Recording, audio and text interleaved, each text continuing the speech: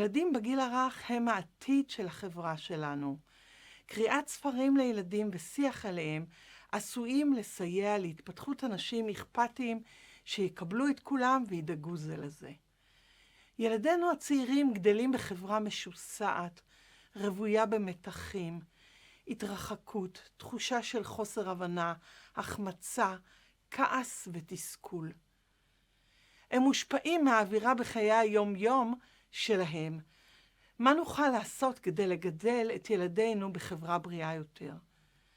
ספרי ילדים יכולים לפתוח צוהר לשיח על הבנת רגשותיו ומחשבותיו של האחר, ראיית נקודת המבט שלו.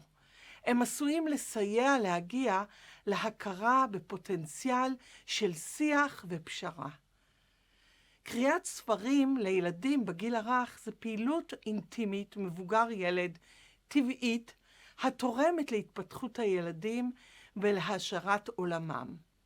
קיימת הסכמה כי קריאת ספרים מקדמת ניצני אוריינות כמו אוצר מילים והבנת הנקרא. בשנים האחרונות ישנן עדויות לתרומת קריאת ספרים להתפתחות הרגשית-חברתית של ילדים. רבים מסיפורי הילדים עוסקים במצבים חברתיים, ובדרך כלל מופיעה בספרים התייחסות לרגש או לאירוע חברתי בערך כל 3 משפטים. ספרי הילדים מציגים מגוון של מצבים חברתיים מעולמו של הילד. הם מאפשרים היכרות עם דמויות המתמודדות עם קשיים ואתגרים, ומונעות על ידי רצונותיהם, רגשותיהן, כוונותיהן ואמונותיהן.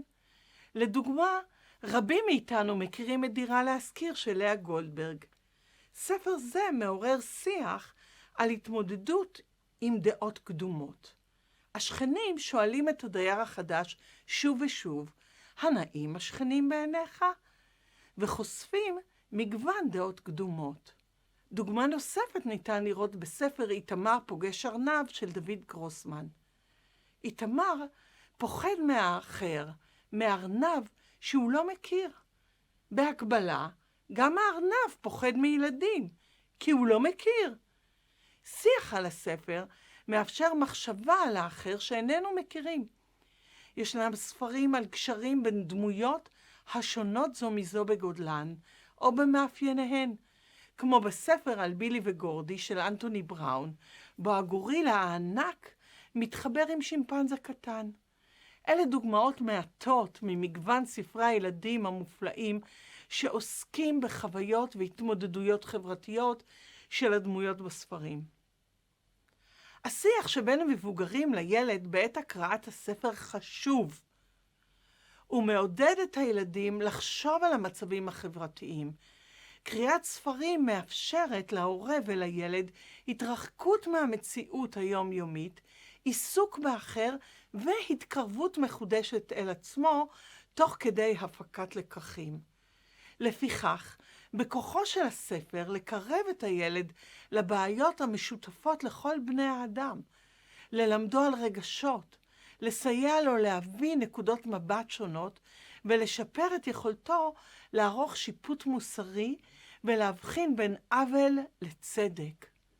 אכן, מחקרים שערכנו במעבדה לחקר הגיל הרך הראו כי אופן קריאת ספרים, עושר השיח הרגשי בין הורים לילדיהם, כמו גם בין גננות לילדים בגן שלהן בעת קריאת ספר, מנבא את האמפתיה של הילדים, הבנתם החברתית, הסתגלותם החברתית, ההבחנה שלהם בין עבירות על חוקי מוסר לבין עבירות על מוסכמות חברתיות, מידת ההתחשבות שלהם בילדים אחרים, נדיבותם.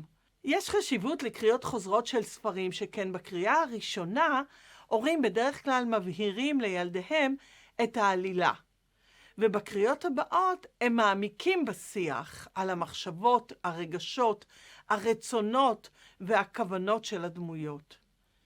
בשיח מתמשך, הורים מקשרים בין השיח על הדמויות בספר לבין מצבים בחיי היום-יום של הילדים. בשיח כזה, הם מעמיקים את ההבנה של ילדיהם בנוגע למצבים החברתיים בספר.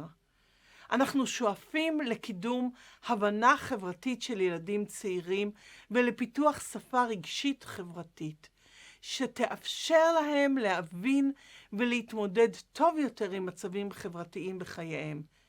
כדאי שנעודד הורים לקרוא ספרים לילדיהם. נרחיב תוכניות שמלמדות הורים לשוחח עם ילדיהם בעת קריאת ספר, תוך הדגשת היבטים חברתיים. קריאת ספרים שכזו עשויה לסייע בהתפתחות אזרחים אכפתיים יותר במדינתנו, אזרחים שידאגו לאחרים וישאפו לשיתוף פעולה.